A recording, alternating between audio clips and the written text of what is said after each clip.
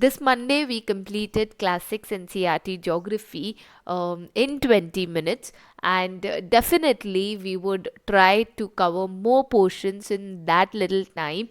But the whole point being that if you're covering less and lesser time, that is still bearable than covering more in more time, and the worst would be covering less in more time.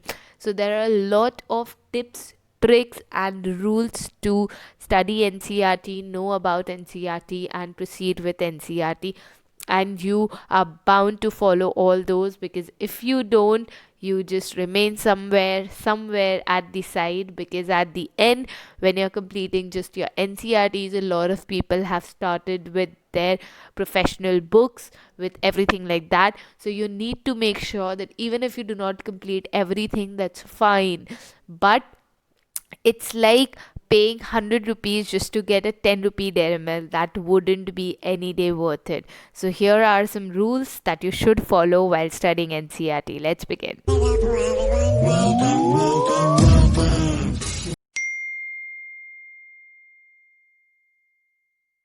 This rule has been an evergreen rule that every aspirant, every cleared person, every civil servant will recommend you to go through. That yes, the first time when you give it a read, give it a read like a novel with a pencil in your hand, just going through the chapter and just underlining whatever you feel is important. And the second reading, when you start with, you chuck down, you erase all the points that you had marked which were important, but right now you feel that these are not important. And in your third reading, you finally decide of what to keep up with yourself and what to just erase out, what to chuck out from your memory, and the important ones you mark them, so that whenever you come the next time to revise, you only revise the important ones.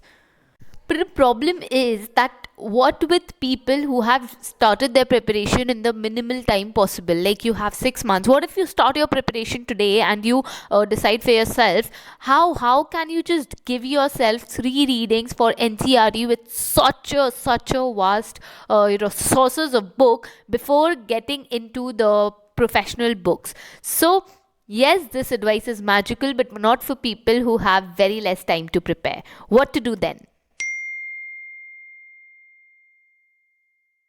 This is something that you should never avoid, because writing answers, writing back answers give you an edge towards writing the means answers. I know it sounds stupid, but it isn't, because when you start writing answers, you will start looking at that chapter in a different perspective. Maybe at first point, what you're doing is you're just going through the chapter without even taking into your mind of what and how to read or how to go about it. But when you look at the questions, when you look at things there, you will realize that yes, this point that I studied in this manner, maybe this could have been studied in another manner, and your perspective changes, and the way you think, the way you look into it changes. Because for example, I'll tell you, there's a question in History NCERT. This is class 9, chapter 3, Nazism and the Rise of Hitler. And when you go across this, you will find, when you come to the back questions portion, you will see there are a lot of questions there.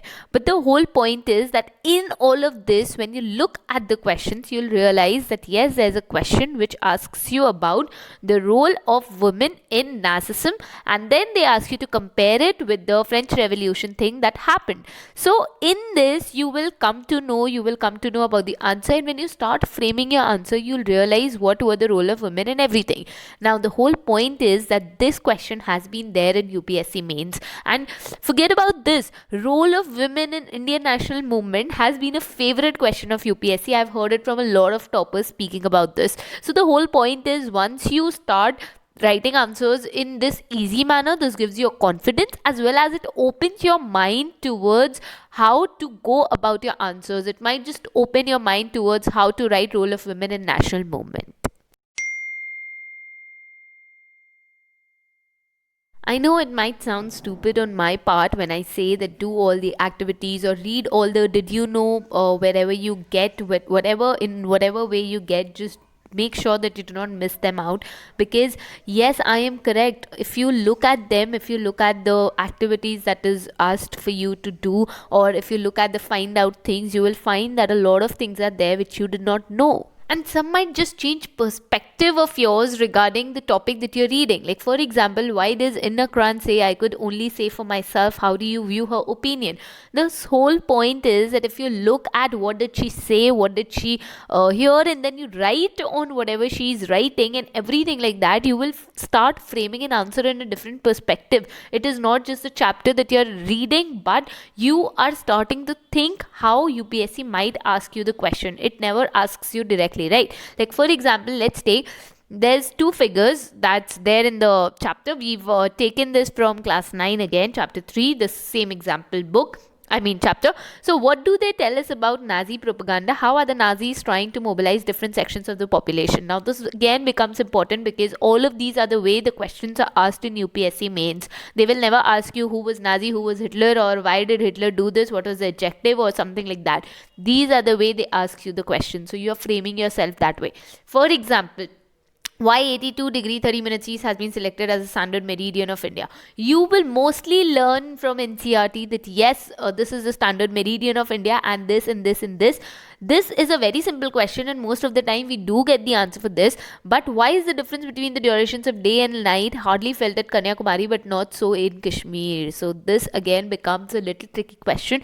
This is not the way UPSC asks, but the whole point is that you frame your mind that way. But these like, you know, finding out the number of union territories along the western and eastern coasts, and you know, setting them area wise, or the size wise, or the population wise, or anything like that, these have been the pattern in the UPSC question paper. Like classify the states into 4 groups, each having common frontiers with Pakistan, China, Myanmar. If this was an if this would have been an MCQ question or something like that, UPSC might have asked this. So never ever miss out the find out or the activity unless and until it's very stupid. But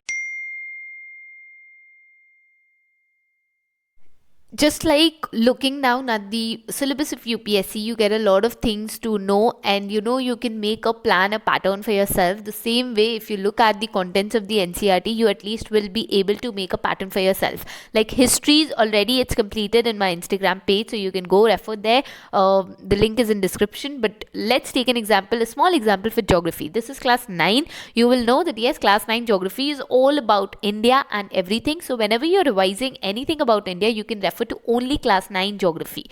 Now if you go to class 11 geography NCERT, you will find that everything that's there is regarding all the starting of the earth, as in how it was started and everything, and geomorphology is something that's they're focusing on, and not the physical geography of India. So whenever you come across all these, you can then revise this. Then you can just link your concepts and then study. Like for example, if you're studying someday the origin and the evolution of earth, you do not have to come back again separately to NCERT. You can just open it then and there and complete your NCERT, your professional books, and everything all in one place. So instead of having a separate NCERT time and instead of having a separate professional book time, what you can do is open both of them simultaneously, have a copy right about your side, and then whatever important thing that you feel that's important or anything like that, you can note it down. Then you can solve all the back questions of that chapter, and you can complete small portion in a big way, and at least you do not have to come back to it, or you do not panic, oh my god, my NCERT is still left, oh I am still in NCERT and my professional book is still left.